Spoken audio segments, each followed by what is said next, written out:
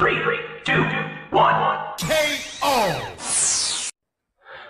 네, 유튜브 시청자 여러분 안녕하십니까? 기류의 사람 인생연구소, 기류의 사람 랩 인생 강사 이지환입니다. 네, 안녕하세요.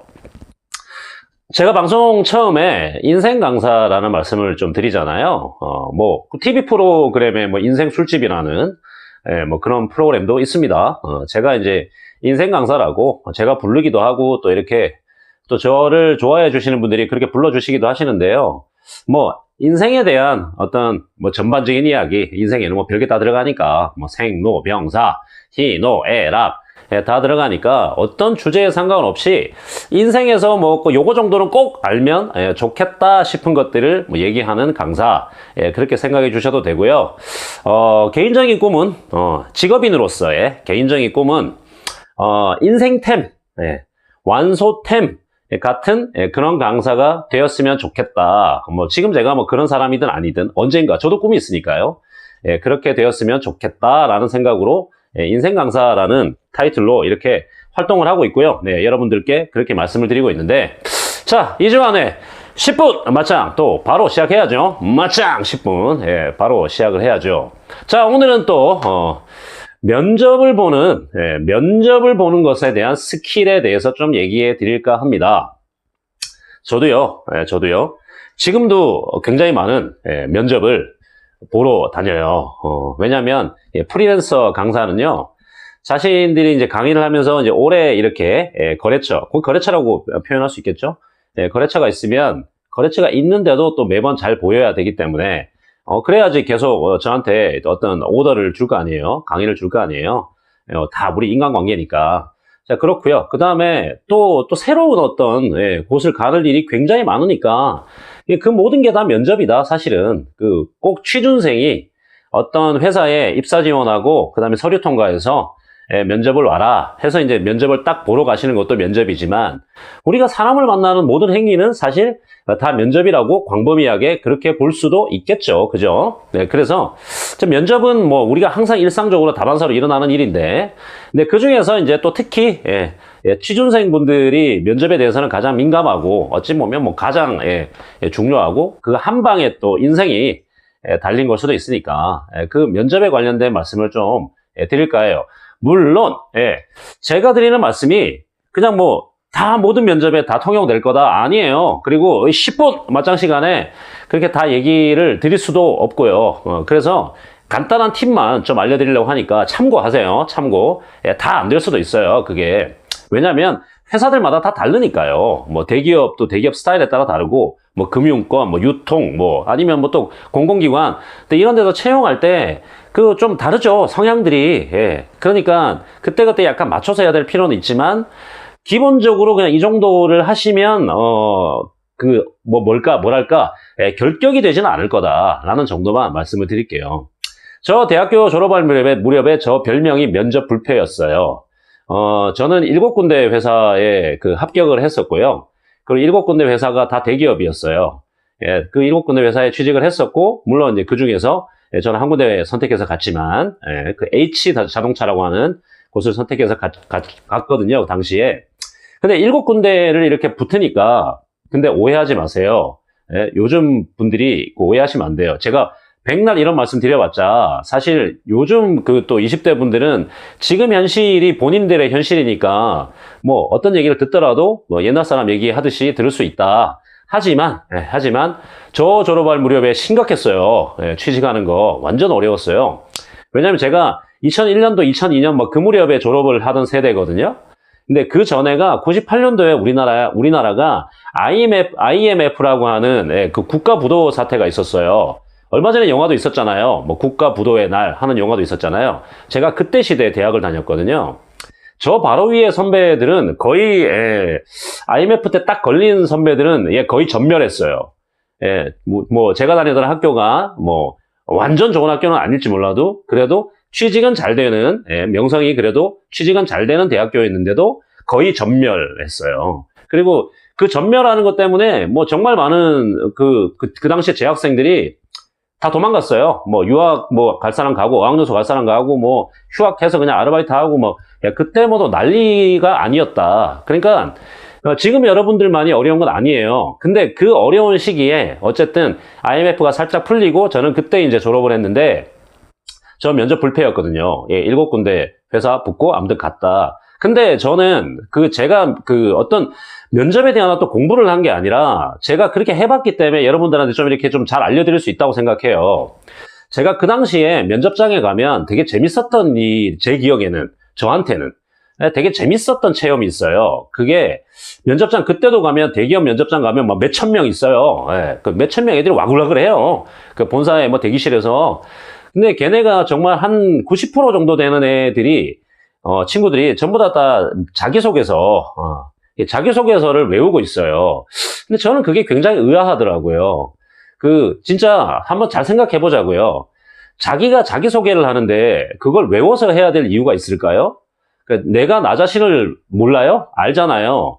자기소개서를 외운다는 건 그만큼 잘 보여주고 싶어서 하는 거겠죠. 근데 그걸 외우게 되면 저는 실제로 제가 면접장에 들어갔을 때 그걸 느꼈거든요. 저 옆에 앉아있던 친구한테. 그런 친구들 많이 봤으니까. 면접 뭐 몇십 군데 저도 했으니까요.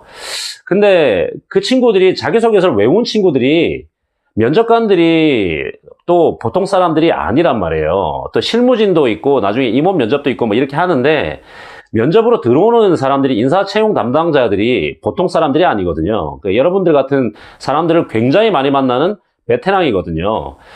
이 사람들이 자기소개서를 이렇게 자기소개 해보세요 할 때 얘기하는 거 딱 들어보면 바로 다 알아요. 그래서 어떤 사람이 여러분들이 배우라고 생각해 보세요. 배우가 오디션을 갔는데 그 대본을 외워서 하는 사람을 좋아할 것 같아요? 아니면 대본은 이미 숙지가 돼 있는 상태에서 연기를 하면서 이렇게 자기소개를 하는 사람을 더 이렇게 제가 낫겠구나 라고 누굴 뽑을 것 같아요? 제가 볼 땐 당연히 후자다. 그래서 자, 첫 번째, 자기소개는 평상시에 미리 다 준비해서 딸딸딸 외우든지 아니면 내가 딸딸딸 안 외워도 자연스럽게 얘기할 수 있을 정도의 수준으로 다 몸속에 숙지가 돼 있어야 돼요. 그게 이제 경우에 따라서 짧게 하세요? 그럼 1분. 좀 이렇게 넉넉하게 하면 뭐 3분 할 수도 있겠죠. 근데 1분짜리, 3분짜리, 5분짜리 이런 식으로 내 소개에 대한 부분을 철저하게 잘 준비를 해 두시라. 최소한 면접장에 가서 외우는 그런 실수는 하지 말아야 되겠다. 그게 첫 번째고요. 두 번째는 본인들이 면접을 만약에 오라고 요청을 받았어요. 자, 그러면 거의 10중 8구는 그 회사가 소위 비딩이라 그래요. 비딩. 괜히 이제 면접자 수를 많게 뭔가를 보여줘야 될 필요가 있을 때는 허수로 이렇게 어차피 붙이지도 않을 면접자들을 이렇게 부르기도 하지만 통상적으로 일반적으로 한 80% 정도는 이 친구가 서류에서 일단 붙었다는 얘기는 채용을 하고 싶다는 의사가 있다는 얘기예요. 그래서 면접에서 얼마나 잘하는지를 보자. 면접에서 검증을 시켜보려고 부르는 거다. 그러니까 면접에 불렀다라는 순간에 나는 일단은 채용 가능성이 있다. 그리고 채용될 수 있다라는 확신을 가지고 면접장을 가야 돼요. 그렇게 면접장을 갔을 때 앉아있잖아요. 뭐 만약에 1대1로 할 수도 있겠지만 보통 뭐 3명, 5명 이렇게 들어가는 경우가 많으니까 보통 들어갈 때 자, 여기도 두 번째 명심하세요. 두 번째, 첫인상에서 끝나요. 처음 딱 봤을 때 끝나요. 자, 들어오세요. 몇 번 들어오세요 할 거 아니에요. 들어갈 때 딱 첫인상으로 끝난다. 그러면 들어갈 때 어떻게 해야 되느냐? 들어갈 때 시선을 땅으로 보고 하늘을 보거나 뭐 앞사람 뒤통수 보거나 땡! 다 틀렸고 시선은 내가 문 열고 문 열어줬든지 말든지 아무튼 들어갈 때 면접장 분위기가 다 생소하겠죠. 그죠? 처음 보는 곳이니까 면접장에 뭐 몇 명이 앉아있든 간에 딱 가운데 사람을 보고 살짝 웃으며 가운데 사람을 딱 응시하면서 살짝 웃으면서 그 상태로 들어가세요. 그 상태로. 웃으면서. 그리고 이제 서 있다가 앉으세요 하잖아요. 그러면 앉을 때도 계속 이렇게 미소만 이렇게 살짝 하고 계시라. 자, 가운데 사람을 중심으로 본다. 근데 그 양옆에 사람을 무시하면 안 되죠. 근데 시선을 이렇게 한 번씩 나눠주세요. 가운데 사람을 중심으로 보고. 자, 이게 두 번째예요. 첫인상으로 끝난다. 근데 첫인상은 그런 식으로 만들어라. 그리고 세 번째는 어떤 이야기 질문을 할 때 절대 그 면접관이 하는 이야기를 끊지 마세요. 절대로. 절대로 면접관의 이야기를 끊지 말고 그리고 어떤 얘기를 하더라도 그냥 긍정으로 받아라. 이지환 씨는 보니까 학교 다닐 때 그렇게 공부를 열심히 안 한 것 같은데 다른 이유가 있어요? 라고 물어보면 만약 이렇게 물어볼 수 있잖아요. 스트레스 면접. 그렇게 할 때 아니요, 전 그게 아니고요. 이렇게 하면 안 된다. 그렇게 하지 말고 네, 그렇게 보실 수도 있겠습니다. 이렇게 하거나 제가 그렇게밖에 못해서 너무 죄송합니다. 라거나 이런 식으로 일단 상대방 말을 받으세요. 상대방 말을 제가 정말 부끄럽습니다. 이런 식으로 인정을 하세요. 스트레스를 주든 좋은 말을 하든 이재환 씨는 보니까 성적도 굉장히 좋고 영어보다 열심히 많이 한 것 같은데요. 이렇게 물어보면 네, 감사합니다. 그렇게 좋게 봐주셔서 감사합니다. 이런 식으로 항상 긍정으로 받아라. 어떤 질문을 하더라도 일단은 긍정으로 다 받으세요. 그리고 항상 질문마다 지금 그것이 좀 어려운 질문이어도 당황하고 자꾸 말 씹히려고 하지 말고 그게 자기소개서 외워서 가면 그렇게 된다니까요. 그렇게 하지 말고 솔직하고 담백하게 표현하되 그것을 좀 이렇게 밝은 톤으로 그걸 긍정적인 모습으로 보이기 위해서 노력하세요. 왜냐하면 신입사원을 뽑는 거예요. 보통 여러분들 젊은 세대 같은 경우는 신입사원을 뽑을 때는 이 친구가 일을 정말 잘하겠지라는 생각은 아무도 기대를 안 해요. 그건 안 시켜봤으니까 모른다. 근데 기대하는 건 뭐겠어요? 최소한 어떤 팀에 배속을 시켰을 때 그 팀의 사람들과 성격이 잘 화합될 수 있는 사람인가? 근데 그걸 인간성의 제일 첫 번째 기준으로 보거든요.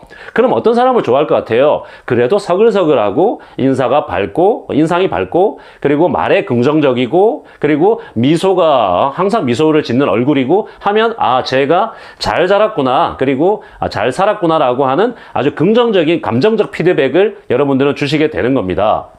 자, 이렇게 또 시간 관계상 이만큼밖에 말씀을 못 드리는데요. 항상 이거 10분 맞짱이어서 항상 좀 부족해요. 너무 죄송하고요. 다음에 또 기회 봐서 또 주제를 가지고 말씀드릴 수 있으면은 말씀을 또 드리도록 하겠습니다. 그 면접에 또 이렇게 작은 팁이 되셨기를 바라고요. 이지환의 10분 맞짱 많이 사랑해 주십시오. 감사합니다.